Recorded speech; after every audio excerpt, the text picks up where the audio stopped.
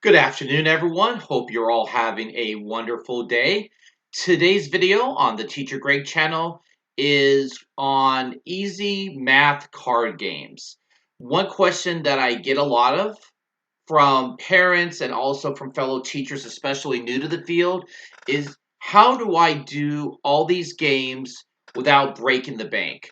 Because if you go to the stores, if you look on Teachers Pay Teachers, you can end up spending hundreds of dollars on fancy games. And while those games are wonderful and the people who create them put a lot of time and effort into them, you don't need to spend hundreds of dollars in order to have math games that will be fun and will enrich your child's learning experience. In fact, what I'm going to show you today can be used by something you probably already have in your home. And if you don't have it in your home, you can go down to the local Dollar Tree or Walmart and purchase a deck of cards for $1 to $2. First math game is the basic game of war. You deal the cards, two people, deal them evenly. You can play this in one of four ways. You can have the two people be the first person to add up the two cards wins. You can have them subtract the cards, have them multiply the cards, have them divide the cards. If they are older students, they can even divide them, see if they can make it into a fraction.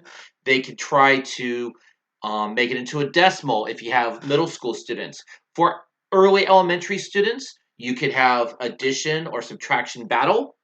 The kings are worth 13, queens are 12, jacks are 11, aces are 1, and the number cards are just the numbers themselves. So you can see 13, 12, 11, 1 for the ace. Each person puts their card down at the same time. First person to add them correctly gets the two cards. When they're a little bit older, third grade, learning multiplication, you can make all face cards worth 10. Number cards are the numbers. Aces are worth ones. Once they get to fourth and fifth grade, now you want to make the kings 13s, queens 12, jacks 11. Very easy. You can also do another math game called, well, most of us know this one. It's called 21, but you don't call it by its other name. You call it 21. Simple math game. Each person gets dealt one card face down. The other card goes face up. And then the players are playing each other, trying to get to as close to 21 as possible without going over. Really good math strategy. You can also do another game, which is called Race to 200. Race to 200 is one of my favorites.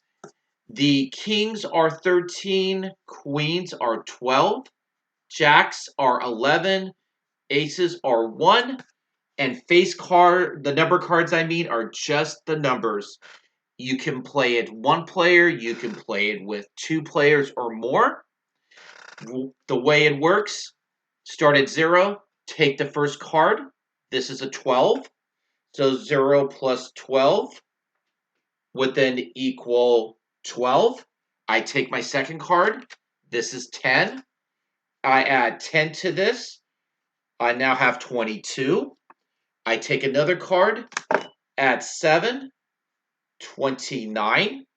When I get to the bottom, I go to the top of the next page, of the next column, and just write my number there, and I continue. If your kids are really getting the race to 200 easily and they're like, Mom, Dad, I already know how to do this, tell them, okay, we're now going to up this a bit. We're going to take that 200 and we're going to go down in subtraction. Cards are the same values. 200 minus 7, 193. 193 minus 3 is 190. They keep going down till they hit 0.